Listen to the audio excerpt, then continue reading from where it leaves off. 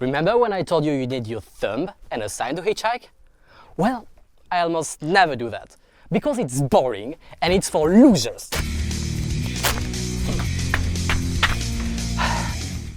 And today, let me introduce you to the most efficient way to hitchhike.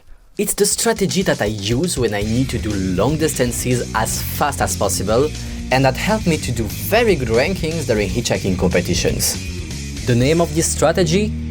Active hitchhiking. Active hitchhiking means that instead of waiting for people to stop for you, you will actually directly go ask your potential driver. And this means that when you break the ice, people will be more involved listening to you, listening to your project, and they will have to consider helping you or not. And to quickly prove that it's more efficient than passive hitchhiking, I will quote some hitchhiking competitions I did. In 2023, for example, we had to go from Krakow, Poland, to Comacchio in Italy. With my teammate, we did the trip in less than 30 hours, thanks to 15 cars, and ended up in the top 5% among 250 teams. And guess the ranking of the people who only relied on their thumbs? Well, not the top 5%. I could brag about this all day, but today isn't about me. It's about you, and how you too can find a place in the Mount Olympus of hitchhikers. Active hitchhiking and passive hitchhiking share the same principles. You must be going in the right direction, you must be out of the cities, but active hitchhiking actually has 3 specific levels of efficiency. Level 1 is roundabouts. Drivers often stop before to let the other cars go, and when they stop, you have a bit of time to wave your hand or knock the window of the car.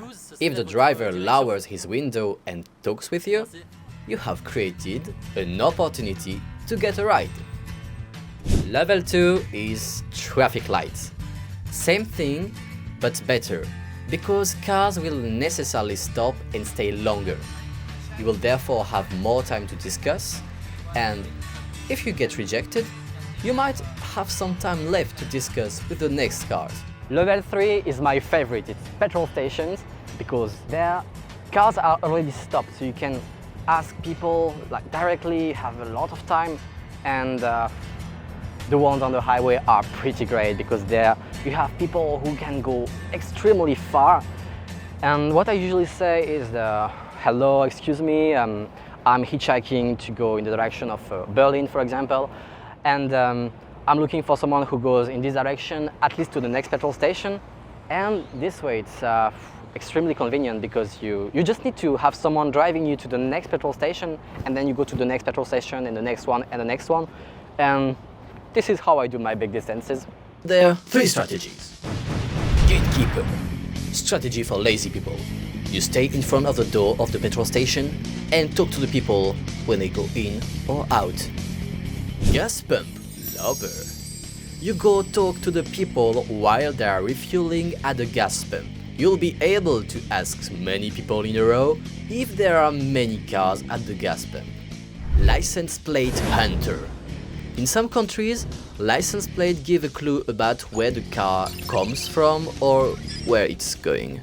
If you like to walk a lot on petrol stations or are license plate nerd like me, this strategy is the best for you. And of course, you can do a mix of the 3 strategies. Have in mind that many people don't know that just by driving you 5 kilometers further or just driving you to the next petrol station, they might be helping you a lot.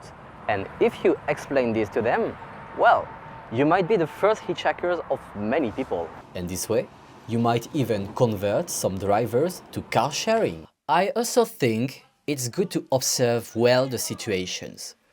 Give people the time to go out of their cars. If you see they need to go to the toilets, explain your project quickly or wait that they come back. If they are smoking their cigarette, for example, it's usually a good moment. They are relaxed, they are chill. You'll quickly see that this strategy is an excellent one to work on your social skills. But we'll talk more about this in another video. And if you feel intimidated by this strategy because you don't feel comfortable about disturbing people or experiencing many rejections, There will be another video that digs a bit more into these topics. But if I can give you some quick insights, most people are friendly and encouraging, even when they cannot help you. You will quickly stop giving a shit about being rejected. And if I can give you some stats, I generally get a ride in less than 15 requests or 20 minutes. That was all the basics you need to know about active hitchhiking. I'll go deeper in the subject in other videos where I'll give specific advice for hitchhiking in France, Spain, Morocco, in any country I've been.